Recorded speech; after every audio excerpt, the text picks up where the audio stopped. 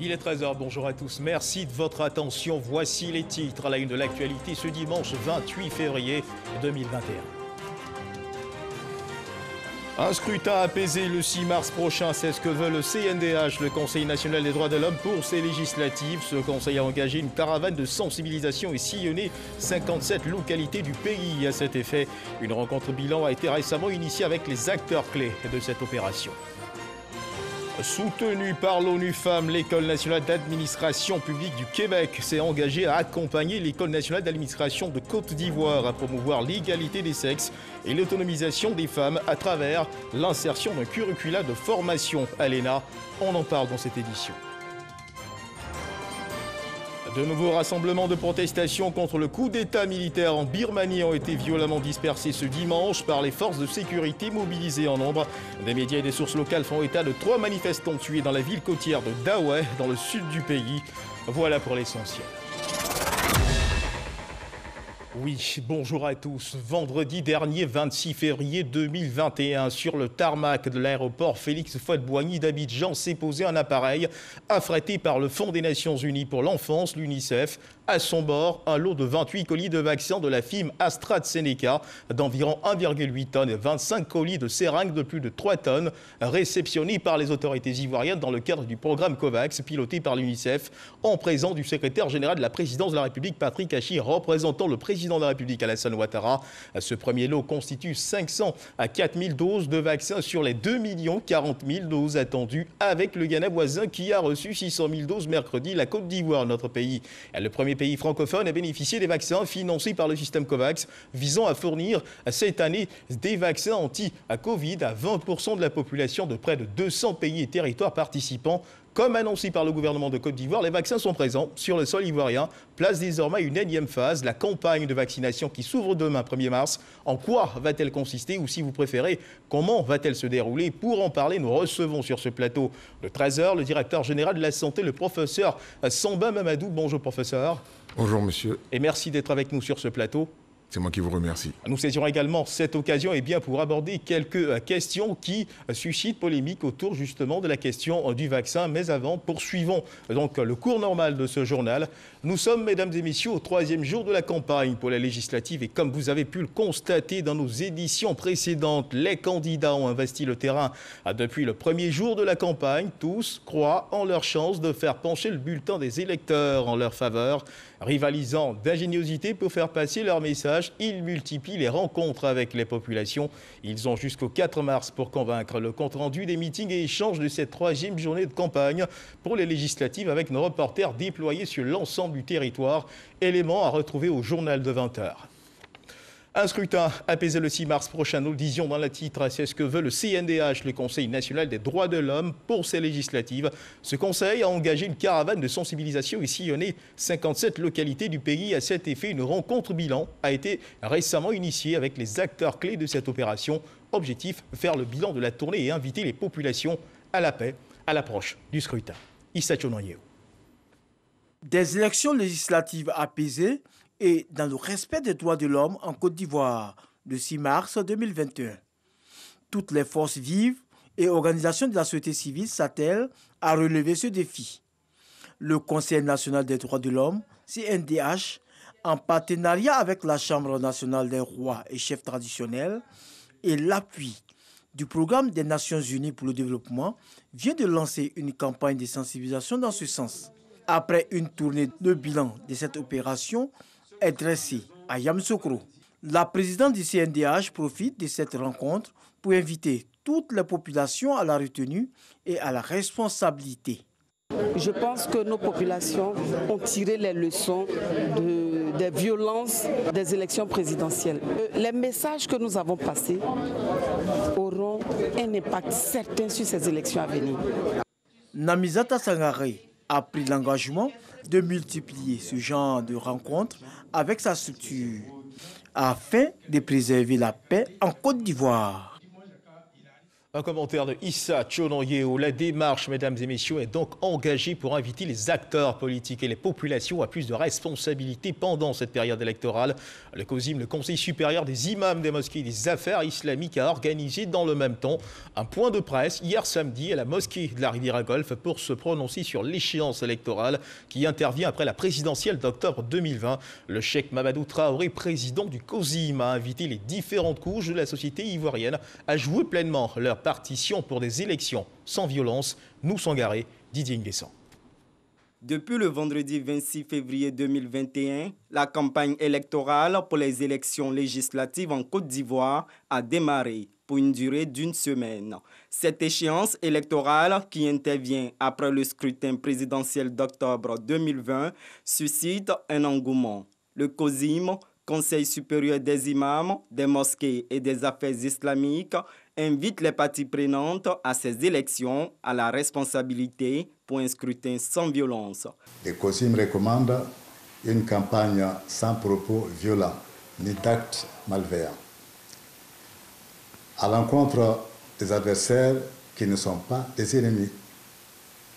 Le COSIM voudrait attirer l'attention de tous sur le fait que, s'agissant d'élections locales à enjeu national, les moindres éventuels excès ont un impact direct sur les populations.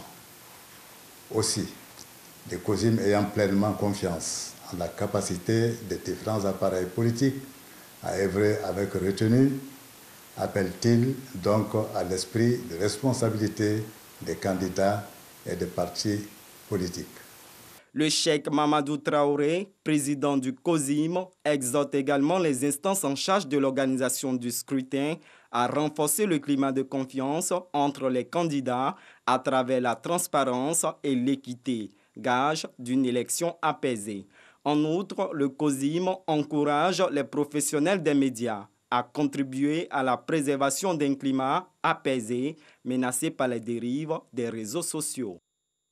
Et quittons à présent les parvis de la mosquée de la Riviera-Golfe. Oui, le pays vit au rythme de ces échéances. Et vous le savez certainement, la jeunesse joue un rôle important en cette période parce que mobilisée pour cette campagne, pour éviter à la jeunesse de la ville de Bokanda de se trouver mêlée à de quelconques violences, le Club des Amis de la Culture pour la Paix et la Réconciliation a décidé de les sensibiliser à la culture et à la paix et à la non-violence en cette période électorale. Jean-Marc Djadji nous en parle. La caravane pour des législatives apaisées marque une escale à Bokanda, dans le Nzi. La localité a subi en octobre 2020 les manifestations liées à l'appel à la désobéissance. 4 mois plus tard, les jeunes se disent prêts à se détourner des actes de violence, surtout en période électorale. Le symbole de cette volonté, c'est l'engagement pris par ces deux jeunes, l'un autochtone et l'autre allochtone, prône l'unité et la fraternité à la grande satisfaction du représentant de Kwadio Kounan-Bertin, ministre de la Réconciliation nationale. Élection Tunyaga, Tuegawa. Un message conçu pour tous les jeunes. Cette caravane est faite dans le sens d'aller à la paix et à la réconciliation. Le ministère de la Réconciliation sera toujours aux côtés de tous ceux qui s'engagent pour la paix. Au nom du préfet de département de Bokanda, le sous-préfet se réjouit de ce cadre de sensibilisation. Pour lui, cette rencontre vient appuyer leurs efforts quotidiens. Les populations de Bokanda vont entendre le message de la paix et de la réconciliation. Élection, ce n'est pas Nyaga, mais élection, c'est aller vers une compétition saine et libre, au sortir de laquelle nous allons aller au développement. Autour du sport, des arts et de la culture, le message de paix et de réconciliation est relayé efficacement. Voir des jeunes de toutes les ethnies, de tous les âges, s'amuser sur une pelouse, fraternellement, sans casser, sans brûler, sans s'affronter, sans voir le sang couler. C'est cette belle image que je voudrais garder de Bokanda. Que cet état d'esprit demeure en vous. Serge Koléa, ambassadeur de la paix, et son équipe seront sur le terrain jusqu'au 5 mars prochain. Élection, c'est pas Niaga, un langage qui colle bien avec le jargon des jeunes. Et parlons toujours de sensibilisation pour des élections apaisées. Les populations de Méhagui ont été sensibilisées pour des élections sans violence. Une action engagée par le ministère de l'Intérieur et de la Sécurité. Les autorités villageoises et chefs communautaires s'engagent à relayer le message de paix dans les villages et hameaux. Didier Nguessan. Plus de 6 millions d'électeurs se rendront aux urnes le 6 mars prochain pour désigner leurs représentants à l'hémicycle.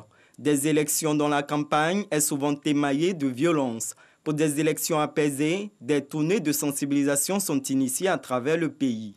À Méhagui, le ministère de l'Intérieur et de la Sécurité définit les enjeux sécuritaires. Nous sommes à Méhagui pour appeler la communauté de Méhagui, la population de Méhagui à des élections apaisées, sans violence. Message bien perçu par les autorités villageoises, chefs communautaires et par la jeunesse.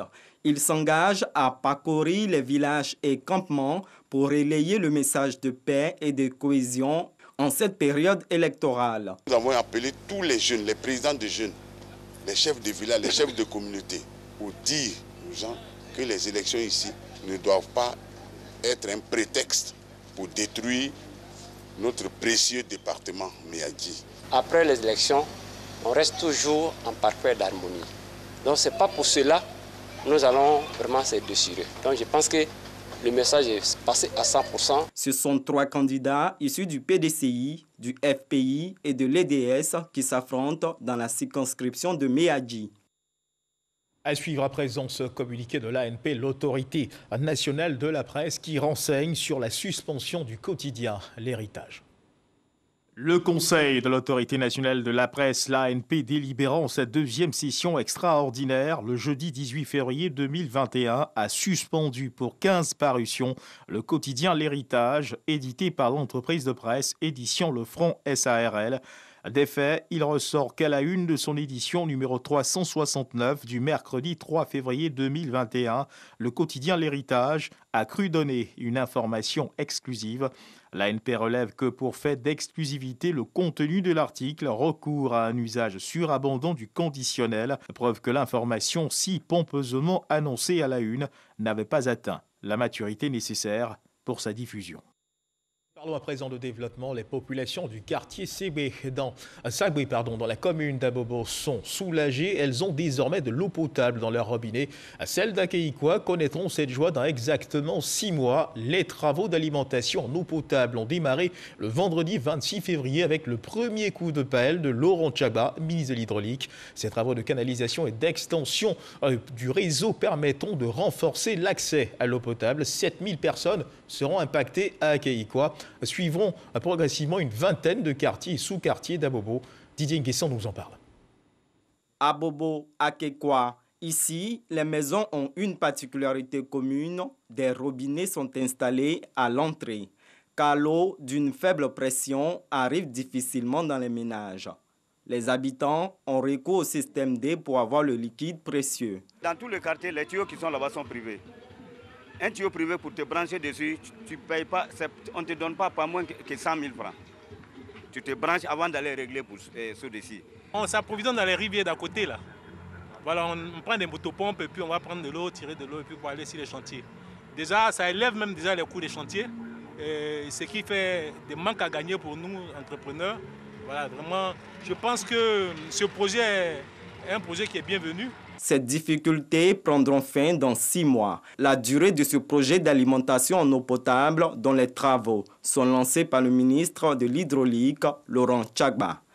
À Abobo Sagbé, l'eau potable est une réalité depuis quelques mois. La population et la municipalité sont reconnaissantes. Au nom de la chefferie de Sagbé, je vous dis merci. Merci pour le souci, pour votre souci permanent, pour le bien-être de la population. Cela est un ouf de soulagement pour nous et pour les résidents de ce grand quartier estimé à plus de 400 000 habitants.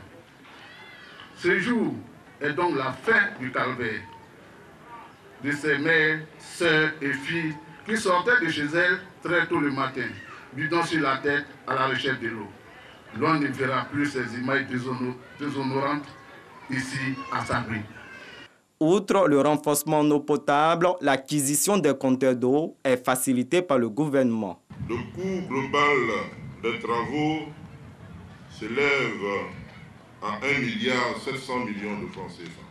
Nous avons en plus de cela vous offrir des branchements sociaux.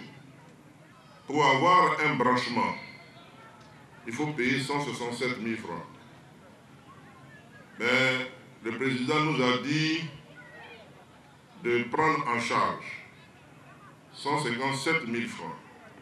Et les populations vont prendre 10 000 francs pour avoir un compteur. À Tiesso, Ndotré, PK18, Marley, une vingtaine de quartiers à Abobo bénéficieront du projet de renforcement en eau potable. Bonne nouvelle donc pour les populations du quartier Sagué dans la commune d'Abobo, direction la Bagoué, où le ministre Amédée Kouakou a procédé au lancement des travaux de bitumage de l'axe Kasséré-Tarato, région de la Bagoué. L'outil de développement permettrait d'améliorer les conditions de vie et de mobilité des populations. L'action s'inscrit dans le cadre de la politique générale de développement et de réhabilitation du réseau routier national. Coût de l'ouvrage, plus de 30 milliards de francs CFA. Djeneba Ouattara.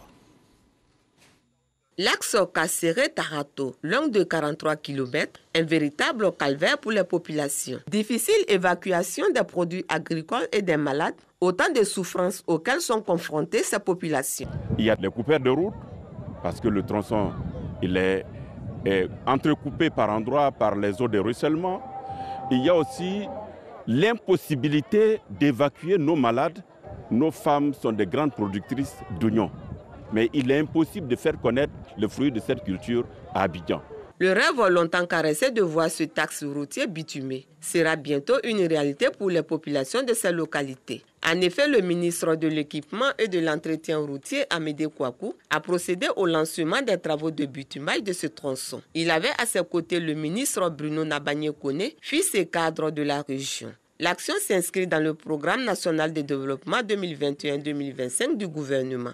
La Côte d'Ivoire, sous le leadership de son Excellence Alassane Ouattara, président de la République, a initié à travers le plan national de développement un vaste programme de modernisation du réseau routier.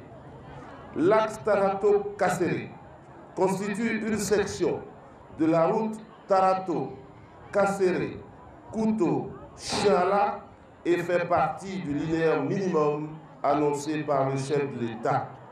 Les autorités locales et les cadres saluent cette action qui permet de donner un coup de pouce nécessaire au développement de la région. Les populations ont été invitées à l'union, à la paix et à la cohésion en vue de relever le défi du développement. Les travaux de bitumage vont coûter 30 milliards de francs CFA et vont se tendre sur 36 mois. Deuxième titre de ce journal, mesdames et messieurs, 3 institutions publiques nationales et internationales affichent leur volonté de travailler à la promotion du genre à travers une signature de protocole d'accord. Cet accord tripartite entre l'École nationale d'administration, l'ENA, l'École nationale d'administration publique du Québec, l'ENAP et l'ONU Femmes vise à réduire les inégalités faites dans les administrations publiques. Soutenue par l'ONU Femmes, l'École nationale d'administration publique du Québec s'est engagée à accompagner l'École nationale d'administration de Côte d'Ivoire à promouvoir l'égalité des sexes et l'autonomisation des femmes à travers l'insertion d'un curricula de formation à l'ENA. C'est en janvier dernier qu'a pris forme le protocole d'accord signé entre l'École nationale d'administration ENA, l'École nationale d'administration publique du Québec et l'ONU Femmes. Ce protocole d'accord vise le renforcement des capacités de l'administration publique ivoirienne, la prise en compte du genre et l'organisation de formations conjointes.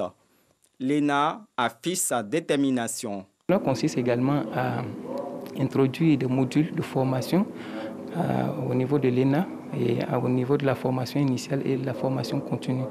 Et comme nous habituons à cela, nous saluons à sa juste valeur la signature de ce partenariat. L'ENA est une administration modèle en cela, simplement parce que quand nous observons la composition du comité de direction, la parité est parfaite. S'inscrivant dans le nouvel agenda de développement à l'horizon 2030, la question de l'égalité d'accès et l'autonomisation de la femme occupe une place de choix dans les objectifs de développement durable.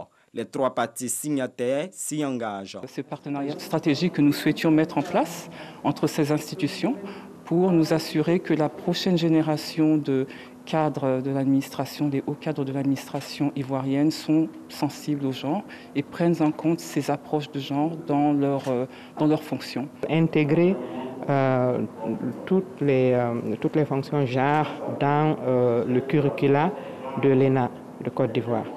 Donc c'est quelque chose de très important. Ça va dans le sens que le gouvernement aussi a mis de l'avant pour avoir une meilleure représentativité des femmes au sein de l'administration publique ivoirienne. Cet accord vient répondre à la mise en œuvre des valeurs et orientations stratégiques de l'École nationale d'administration publique du Québec. Un reportage signé Didier Nguessan. Le 8 mars prochain, oui, c'est dans quelques jours, la Journée internationale de la femme sera célébrée. Pour permettre aux femmes de la commune de Yopougon d'être aux couleurs de cette célébration, le ministre de l'Enseignement supérieur et de la Recherche scientifique leur a offert des pagnes. Bénéficiaires de ces dons, les ONG et associations de femmes de la commune de Yopougon, un don fort apprécié par les bénéficiaires. Remise symbolique de pagnes à 750 femmes issues d'associations et d'ONG dans la commune de Yopougon par le ministre Adama Diawara dans le cadre de la célébration de la Journée internationale de la femme prévue le 8 mars. Un geste apprécié à sa juste valeur par les bénéficiaires qui comptent en faire un bon usage. Le 8 mars, il serait bien sapé. Grâce au ministre, j'ai eu le pagne, donc je lui dis merci. Je viens de recevoir le pagne de la fête de 8 mars de la main de monsieur le ministre. Vraiment, je suis dans la joie. Il a un cœur d'amour, il a un cœur de partage et il a vraiment un cœur qui est toujours en faveur des femmes. J'ai reçu le pagne de la journée de la femme. En tout cas, je suis ému. Je dis merci au président Alassane Ouattara et au ministre Adama Diawara. Grâce au président aujourd'hui, nous les femmes à Mikao, nous sommes heureuses. Toutes les femmes ont reçu filets sociaux. Les 36 000 chaque 3 mois, nous recevons. Et aujourd'hui, en tout cas, les femmes sont heureuses. Selon le ministre de l'Enseignement supérieur et de la Recherche scientifique, ce don s'inscrit dans le cadre du volet social du gouvernement. Une façon non seulement de participer à la réussite de cette fête des femmes, mais également une façon de montrer que le président de la République tient parole. Lorsque, pendant la campagne présidentielle, il a prôné la solidarité, cette solidarité est agissante. Elle est mise en œuvre à travers l'action gouvernementale, elle est mise en œuvre par les collaborateurs directs du chef de l'État que nous sommes. Prôner l'union, la fraternité, le vivre ensemble, la solidarité, vraiment la réconciliation vraie dans une Côte d'Ivoire solidaire. Voilà, c'est le mot que je lance à l'ensemble de la population ivoirienne et aux femmes en particulier. En plus des pagnes, le ministre Adama Diawara a fait don d'environ 2000 chaises aux ONG et associations. Selon le donateur, toutes ces actions contribuent à l'épanouissement de la femme. Un reportage signé Grace Kando et on reste avec les femmes pour parler cette fois du concours Aoulaba. Le ton de la 14e édition du concours Aoulaba a été donné dans les locaux de l'UNESCO. En 2020, pour des raisons de Covid-19, le concours n'a pu se tenir. Pour 2021, il revient avec des innovations et se tiendra dans plusieurs localités à l'intérieur du pays. Et dans certaines communes d'Abidjan, ce concours de valorisation et de promotion des valeurs culturelles ivoiriennes et africaines est soutenu par l'UNESCO. C'est Forazeki. Distinction des membres du comité Aoulaba, une cérémonie marquant le lancement de la 14e édition de cette compétition. Plateforme de promotion de la beauté africaine, le concours Aoulaba 2021 repose sur des critères. Être âgé de moins de 25 ans et avoir un enfant au moins. Des innovations sont annoncées pour cette année. Le pain tissé n'est pas beaucoup valorisé et pourtant ça fait partie de notre patrimoine. Et donc, ajouter à un concours de beauté de la femme, je pense que nous aidons les tisserands à aller de l'avant. Art, culture, le concours Aoulaba se positionne comme un facteur de valorisation du patrimoine ivoirien, mais également d'instauration de cohésion sociale entre les communautés. Partenaire culturel de choix, l'UNESCO s'engage à accompagner la culture ivoirienne. Elles sont pour nous les ambassadrices de la diversité culturelle du pays. De surcroît, Lorsqu'elles travaillent avec l'UNESCO, elles sont également des ambassadrices de la paix, de messages de cohésion sociale. Lorsqu'on parle de culture, on parle de dialogue, de compréhension mutuelle, de partage des valeurs. Donc, elles seront également nos ambassadrices de paix dans les différentes régions de Côte d'Ivoire. La 14e édition du concours Aoulaba, qui a pour thème « Pandémie à Covid-19, respectons les mesures barrières », va parcourir 15 localités du pays, dont certaines communes du district d'Abidjan et les villes de l'intérieur. Et sur un autre continent, le 5e rassemblement de l'espoir pour la réalisation d'un monde unifié s'est tenu ce dimanche 28 février 2021 à Séoul, en Corée du Sud. Une occasion pour les dirigeants de ce monde de plancher sur les défis de notre époque et de nouvelles possibilités pour la consolidation de la paix dans le monde. Ce rendez-vous a été organisé par le Dr Hak Janham Moon, cofondatrice de la Fédération pour la paix universelle FPU, une organisation qui œuvre pour la paix dans le monde. Maïsako. Le 5e rallye de l'espoir tenu ce dimanche 28 février 2021 en Corée du Sud a permis à divers participants de plancher sur les défis majeurs auxquels l'humanité est confrontée avant d'explorer des voies et moyens pour la réalisation d'un monde de paix. En 2014, j'ai été confronté à la question de savoir ce que la paix signifie pour moi. Après une très brève réflexion, j'ai répondu, plus que la simple absence de guerre, la paix en tant que valeur et en tant que capital est une bénédiction que l'on obtient par la voie de la tolérance, de la solidarité et du respect de la différence. Nous avons appris l'importance de ne jamais perdre espoir. Comme ces navigateurs qui ont contourné le cap de Bonne-Espérance il y a 500 ans, nous savons que nous avons la capacité d'éviter les périls auxquels nous sommes confrontés et de tracer une voie vers un avenir meilleur.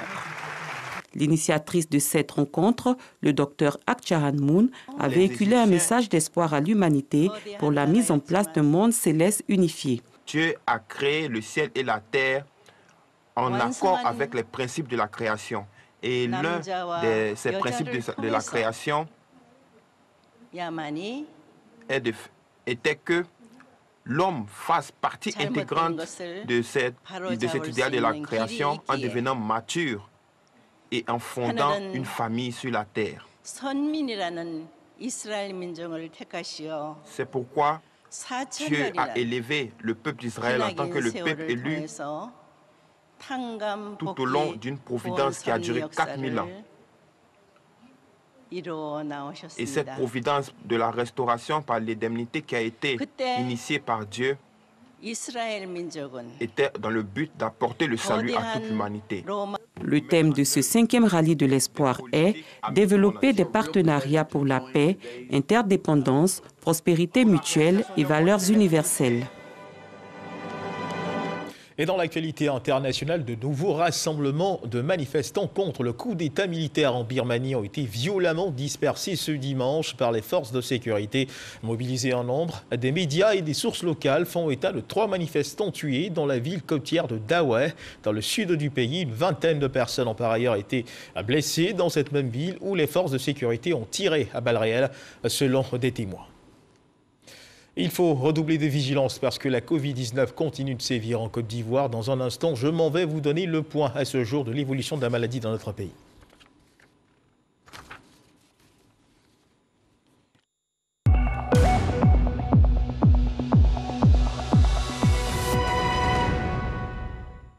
Le ministère de la Santé et de l'Hygiène publique a enregistré hier samedi 27 février 2021 153 nouveaux cas de Covid-19 sur 3108 échantillons prélevés, soit 4,9% de cas positifs, à 85 guéris et 2 décès. S'il faut également savoir, c'est qu'à la date du 28 février, la Côte d'Ivoire compte donc 32 631 cas confirmés, dont 31 516 personnes guéries. Et puis, ce qu'il faut également savoir, savoir toujours, c'est qu'aujourd'hui, on compte 192 décès et 923 cas actifs. Nous reviendrons justement sur ce pan santé. Pour demeurer donc dans la santé, sachez que l'équipe municipale de Cocody vient de répondre favorablement à une doléance des populations d'Akwedo au village. Jean-Marc Yassé, à la tête d'une forte délégation, a offert hier après-midi une ambulance médicalisée neuve au centre de santé urbain de ce village, la commune de Cocody. La remise du véhicule a été un moment de réjouissance pour les populations et de soulagement pour le corps médical. Le reportage de Walter Amadou Ouattara. Centre de santé urbain d'Akwedo village. Désormais, les cas de malades nécessitant un transfert vers les centres plus équipés se feront davantage aisément. Ce centre de santé reçoit une ambulance médicalisée. C'est un don de la mairie de Cocody. Le personnel est un personnel motivé. Nous devons les encourager, nous devons les accompagner afin qu'ils puissent servir tranquillement les administrés de Cocody. Nous sommes en train d'essayer de leur donner les moyens pour pouvoir exercer et pour pouvoir rendre service à la population de Cocody. Le geste de l'équipe municipale de Cocody est un soulagement aussi bien pour les populations que pour le corps médical. Un présent très précieux qui nous aidera pour la meilleure prise en charge de nos patients.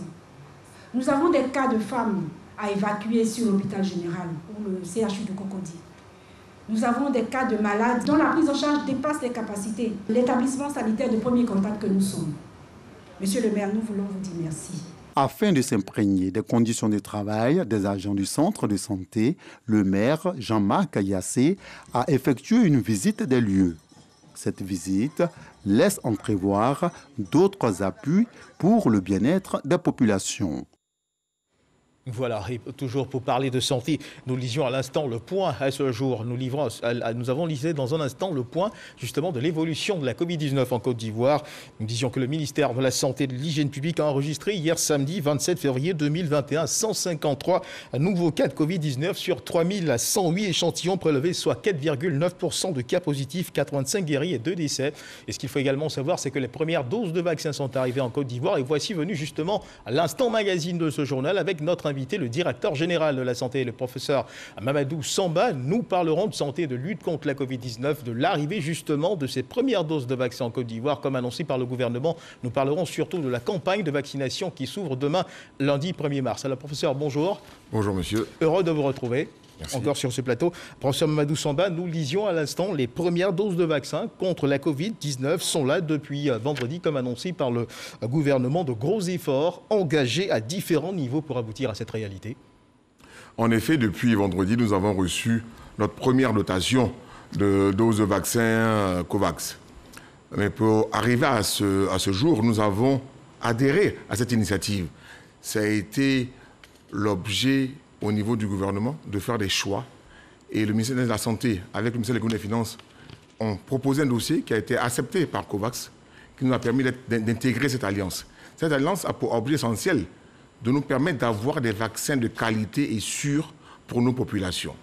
Donc en adhérant à ce dispositif nous met à disposition ces vaccins, mais dans un cadre bien précis.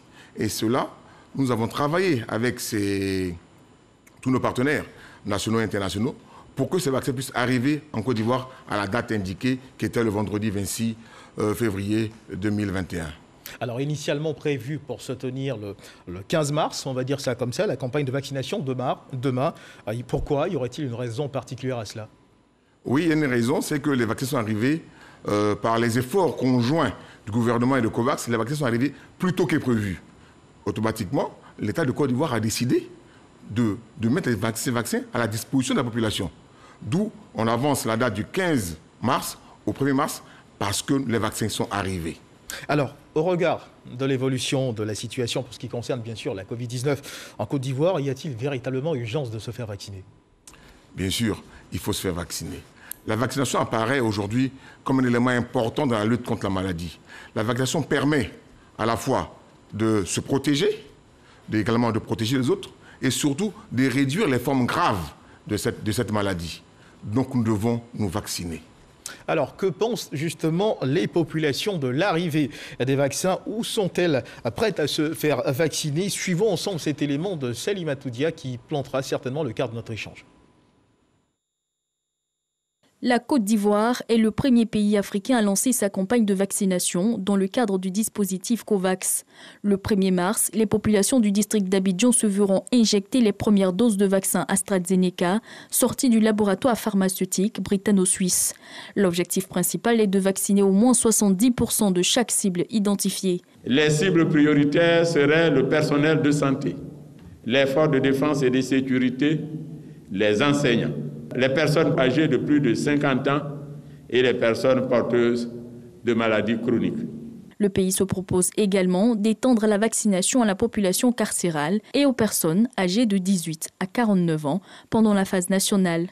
Pour les Ivoiriens, il s'agit d'une bonne nouvelle. On attendait ça. C'est la bienvenue ici. Je suis prêt à me faire vacciner parce que j'ai déjà vu à la télévision des autorités qui se font vacciner. Donc du coup, tout ça à la portée de tout le monde. Je suis tellement heureuse qu'on va se reposer un peu. On est étouffés. Nous les vieilles femmes surtout. Donc si c'est venu là, c'est une bonne chose. Certains ne cachent pas leur scepticisme quant à l'efficacité du vaccin. Vraiment, moi, ça ne m'intéresse pas. Parce que c'est pour que vraiment, c'est pour venir faire une prévention, vraiment pour venir faire guérir cette maladie. Dans tous les cas, ce sont plus de 19 millions, soit 69,3% de la population totale, qui est la cible de cette vaccination. Alors, professeur, comme on l'a vu dans ce reportage de notre reporter Salima Atoudia, certaines craintes demeurent au niveau des populations pour ce qui concerne l'efficacité de ce vaccin. Pouvez-vous rassurer les populations? Monsieur Guévier, je rassure tout le monde. La Côte d'Ivoire a fait le choix de vaccins sûrs et efficaces, préqualifiés par l'OMS. Donc, il n'y a pas de doute sur la qualité des vaccins disponibles en Côte d'Ivoire. Nous avons le vaccin AstraZeneca, qui a une efficacité de plus de 70% lors de la première dose et plus de 80 à 90% lors de la seconde dose. Aujourd'hui, il n'y a plus de débat sur la qualité des vaccins, car tous les pays qui ont accepté les vaccins ont eu un processus. En Côte d'Ivoire, avant qu'un vaccin ne soit autorisé, il y a toute une démarche qui existe. Il y a, par exemple, en Côte d'Ivoire, un comité national des experts indépendants de la vaccination. Ils ont livré leur rapport. Ils sont d'accord qu'on puisse intégrer la vaccination contre la Covid en Côte d'Ivoire et par le vaccin AstraZeneca. Donc le vaccin que nous allons administrer en Côte d'Ivoire est un vaccin sûr. Et cela a pour objet, je le répète, de protéger les populations et aussi de nous protéger tous. Alors, de façon pratique, en quoi va consister cette campagne de vaccination? Elle s'ouvre demain déjà, on le sait. Oui, la campagne de vaccination aura, disons, 3 phases. D'accord. On aura une première phase qui démarre demain, qui concerne les populations cibles dont a parlé le reportage, c'est-à-dire le personnel de santé, les forces de défense et de sécurité et les enseignants. Ensuite, nous aurons une seconde phase où seront concernées toutes les personnes âgées de plus de 50 ans et ceux porteurs de maladies chroniques. Enfin, une dernière phase, la phase la plus grande, concernera toutes les personnes âgées de plus de 18 ans à 49 ans, de sorte qu'on puisse couvrir l'ensemble de la population. Mais demain, nous commençons par le personnel de santé et les forces de défense et de sécurité et les enseignants. Alors j'allais justement vous demander comment réagissent ces populations cibles. Sont-elles favorables à ce vaccin? Vous en avez rencontré? En effet, j'ai échangé dans le secteur de la santé avec certains syndicats qui ont posé des conditions ou des préalables. Nous avons échangé franchement et nous avons donné les capacités de l'État de Côte d'Ivoire à soigner correctement, à prendre en charge correctement les populations.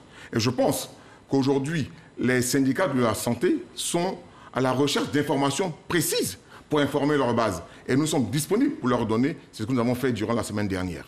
Alors demain, comment ça va se passer quand on arrive à un box? Où se présenter? Quel est le processus à suivre? Où est-ce qu'on se fait enregistrer? Comment ça va se passer? Nous avons décidé de faire la vaccination au centre de vaccination que nous avons créé, qui est au Palais des Sports. Quand vous arrivez au Palais des Sports, on va d'abord vous prendre la température avant d'entrer dans l'enceinte. Et il y aura aussi un dispositif de lavage des mains. Ensuite, vous allez aller dans un box d'enregistrement. Ce box va vous permettre de voir votre éligibilité. Car pour cette phase sont éligibles les personnes que nous avons citées, c'est-à-dire les personnels de santé, les forces de défense et de sécurité et les enseignants. Si vous n'êtes pas dans cette catégorie, du coup, vous n'êtes pas éligible pour cette phase. Donc, il y a un chemin sorti qui vous est indiqué.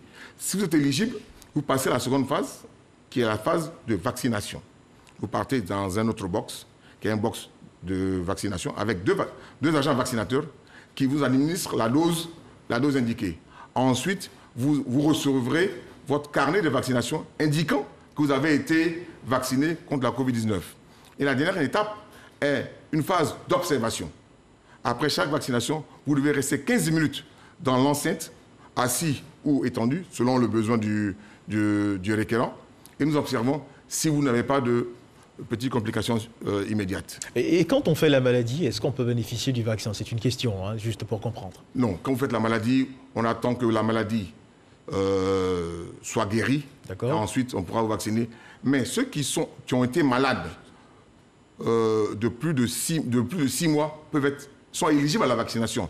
Mais si vous avez été malade du Covid durant les 6 derniers mois, vous n'êtes pas éligible à la vaccination. D'accord. Alors cette campagne commence demain, on le sait, et c'est le Palais de la Culture, le Palais des Sports de Treichville, autant pour moi, qui a été choisi pour accueillir justement cette séance de vaccination. Mais pourquoi n'avoir pas eu recours aux centres Covid qui sont ouverts en souci de proximité, pour un souci de proximité? On aurait pu avoir recours à ces centres, n'est-ce pas? Absolument. Mais ici, les activités sont différentes. D'accord. Et il ne faudrait pas qu'on fasse un mélange des genres. D'accord. Nous avons les centres Covid qui ont pour objet essentiel d'informer et de dépister la maladie. Le centre de vaccination a pour objet d'administrer le vaccin. Donc nous avons fait le choix de séparer ces deux activités et nous avons créé un centre qu'on nous appelle aujourd'hui un vaccinodrome à Treichville, où nous avons tous les moyens et toute la capacité pour administrer le vaccin à de nombreuses personnes. Alors, approximativement, combien de personnes sont concernées par cette campagne de vaccination? Pour cette première phase, nous disons 3% de la population, c'est-à-dire environ 200 000 personnes, puisque nous avons reçu 500 000 doses de vaccins. Donc, à 2 doses, ça fait 250 000 personnes. Ensuite, il y aura la seconde phase où on aura plus de personnes, environ 17% de la population, pour qu'on puisse atteindre les 20%. Mais aussi, il faudrait indiquer que l'État de Côte d'Ivoire, au-delà du mécanisme COVAX, recherche également sur le marché international les vaccins pour pouvoir protéger toute sa population.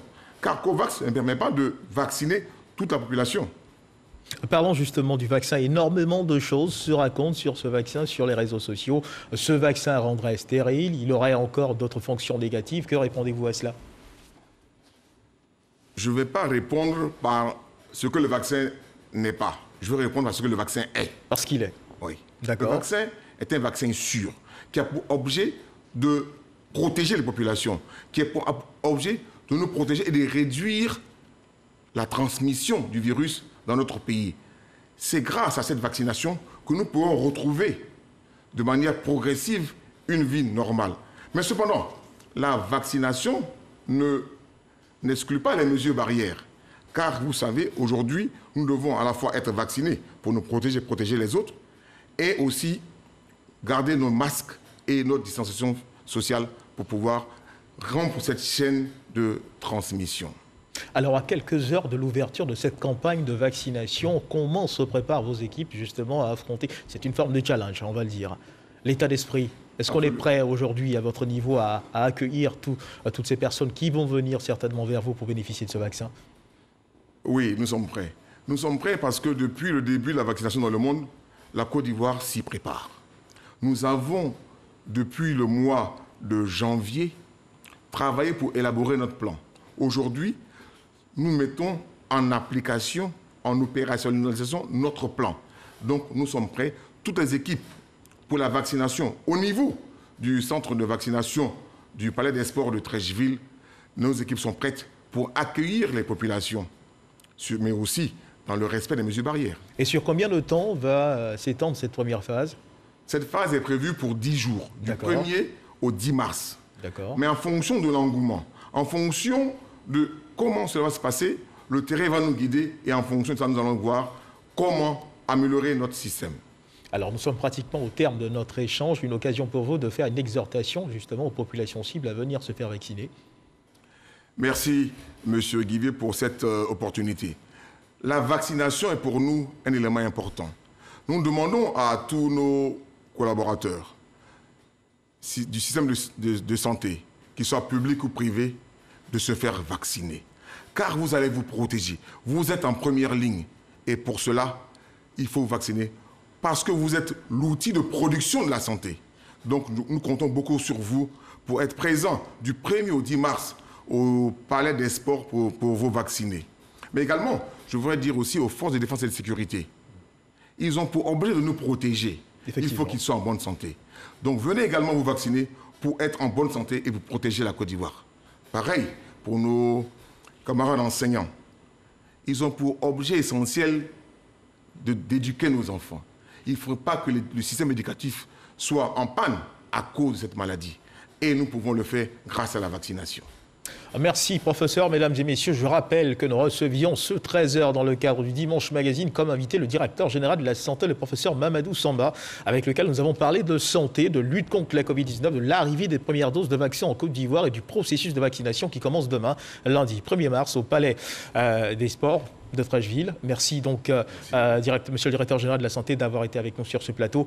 C'est la fin de cette édition. Merci de nous avoir suivis. Dieu garde la Côte d'Ivoire.